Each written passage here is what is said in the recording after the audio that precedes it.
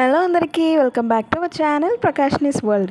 So weekend టైంలో కానీ లేదంటే క్లాస్ లేని టైంలో అందరము రూమ్లోనే ఉంటాం కదా, ఆ టైంలో ఇలా స్నాక్స్ ఏమైనా చేసుకొని తింటూ ఉంటాం అనమాట. సో ఇవి ఇన్స్టెంట్ పొంగడాలు, అప్పటికప్పుడు చేసుకునేవి. ఒకరోజే ఉంటాయన్నమాట.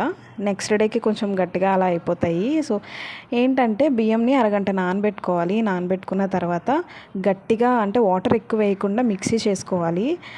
మిక్సీ చేసిన తర్వాత మన స్వీట్కి సరిపడా బెల్లంని కరిగించి అది ఒక తీగ పాకం వచ్చేంత వరకు బాగా పాకం పట్టుకొని దాన్ని మిక్సీ పట్టుకున్న పిండిలో వేసి చిటికెడు వంట సోడా వేసి బాగా కలుపుకొని బాగా మరుగుతున్న ఆయిల్లో వేసుకుంటే ఇలా పూరీలాగా పొంగుతాయి అన్నమాట.